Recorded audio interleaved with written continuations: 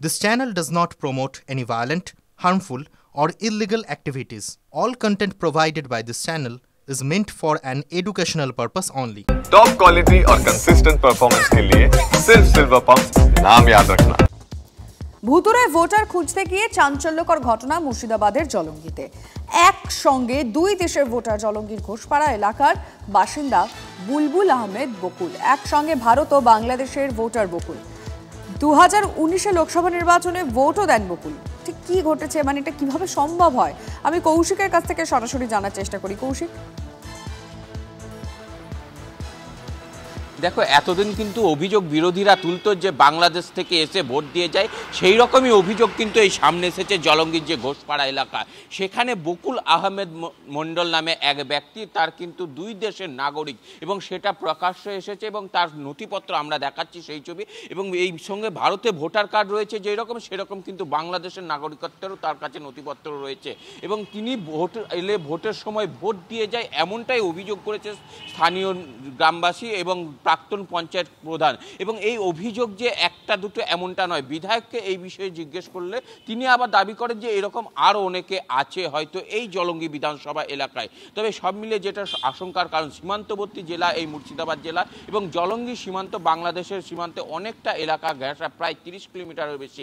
সেখানে কোথাও মেঠোপথ রয়েছে, অবাধে অনুপ্রবেশ ঘটে, এটা কোথাও যেমন প্রমাণিত, সেই রকম ভোটার কার্ড, আধার কার্ড পাওয়া যেন একটা মুড়িমুড়কির মতো ঘটনা, যে কোনো উপায়ে বাংলাদেশি অনুপ্রবেশকারীরা পেয়ে যায়। এর আগে অনেক ঘটনার সামনে এসেছে, একেবারে এরকম একের পর এক ঘটনা সামনে এসেছে, এক্ষেত্রেও মানে আরো একবার সেরকম একটা ঘটনা সামনে চলে এলো।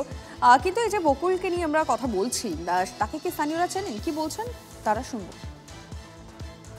ভোটের সময় আসে তো ওর বাবা নিজে স্বীকার করেছে, এর আগে একটা ভিডিওতে দেখে নাও যে ভোটের সময় মাঝে মাঝে আসে এখানে। লাস্ট কবে এসেছিল ভোট দিতে? লাস্ট কবে এসেছিল এটা জানা নাই, তবে 2020 সালে লাস্ট ওই সময় যে ভোট হয়েছিল সেই সময় এসেছিল। বকুলের বাবা কি বলছেন শুনবো। ওখানে বিয়ে শাদী গেছে, ওখানকার নাগরিক, এখানে আসে ওই বাংলাদেশের পাসপোর্ট। আচ্ছা, তে যদি অসুবিধা হয়, ওর একটা কার্ড আছে আর একটা আধার কার্ড, ও কেটে দেন, ও ঝামেলা মিটে। ভুতুরে ভোটার ধরতে পথে নেমেছে তৃণমূল, অথচ তাঁর দলের নেতার নাম দুই ভোট কেন্দ্রের ভোটার তালিকায়। মুর্শিদাবাদের ডোমকলে এই গরমিল ধরা পড়ল। পশ্চিম মেদিনীপুরে তৃণমূলের শিক্ষক সেলের প্রাক্তন জেলা সভাপতির নাম দুই বিধানসভার ভোটার তালিকায়। অন্যদিকে আসানসোলে বিজেপি নেত্রীর নামে দুটি বুথে দুটি এপিক কার্ড।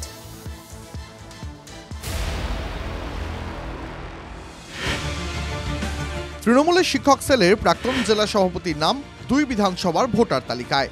তৃণমূল নেত্রীর নির্দেশে রাজ্য জুড়ে যখন ভুতুরে ভোটার ধরতে রাস্তায় নেমেছে তৃণমূলের নেতারা, তখন তৃণমূলেরই প্রাক্তন শিক্ষক নেতার দু তালিকায় নাম রয়েছে বলে দাবি করে ময়দানে নেমে পড়েছে বিজেপি।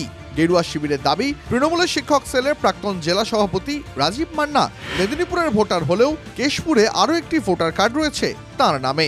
দুটি ভোটার কার্ডের এপিক নম্বরও আলাদা। দেখুন, রাজীব মান্নার নথি, যেখানে এপিক নাম্বার দেওয়া আছে একটা অন্য, এটা কোথাকার না 235 কেশপুর। একই ব্যক্তি রাজীব মান্না, সান অফ মুরলীমোহন মান্না, দেখুন আরেকটা এপিক নাম্বার। যদিও অভিযোগ মানতে নারাজ অভিযুক্ত তৃণমূল নেতা রাজীব মান্না, তার দাবি বাম জমানাতেই অত্যাচারিত হয়ে কেশপুর ছেড়েছিলেন। কেশপুরে যে ভোটার কার্ড ছিল তা বাতিলের জন্য আবেদনও জানিয়েছিলেন বলে দাবি ওই শাসক নেতার। হ্যাঁ, ক্যান্সেল করেছি বলেই তো এখানে নাম উঠেছে। আমি তো অবাক হয়ে যাচ্ছি, আমি নিজেই জানি না আজকে ওখানে এতদিন প্রায় 25 বছর হয়ে গেল আমরা ওখান থেকে ছেড়ে চলেছি, আমি নিজেও জানি না। রাজীবদা বলছে আমার নাম ওখানে তো ছিল, আমি সেখানে নাম কাটিয়ে এখানে নাম তুলতে এসেছি, আমার সেই দরখাস্ত আছে, আমার সেই অ্যাপ্লিকেশন আছে, সেই নাম্বার আছে।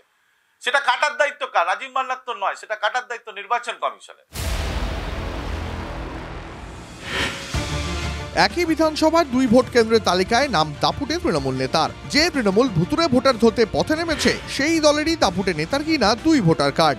ডোমকলের দাপুটে তৃণমূল নেতা বশির মোল্লার নাম রয়েছে সারাংপুর অঞ্চলের কলাবেড়িয়ার পাশাপাশি বেনিয়াখালী পঞ্চাননপুরেও। গত পঞ্চায়েত ভোটের সময় বন্দুক নিয়ে দাপাদাপি করতে দেখা গেছিল এই বশির মোল্লাকে। সেই তৃণমূল নেতাই জোড়া ভোট কেন্দ্রের ভোটার। বশির মোল্লা অঞ্চল সভাপতি তৃণমূল কংগ্রেসের, তার নাম 2টা জায়গাতে আমরা দেখতে পাচ্ছি ভোটার লিস্টে আছে। আমরা অভিযোগ করলে সেই অভিযোগ পাত্তা দেয় না নির্বাচন কমিশনের যারা লোক। যদিও এ নিয়ে বশির মোল্লার দাবি, তিনি নাকি জোড়া ভোটার কার্ড নিয়ে কিছুই জানেন না।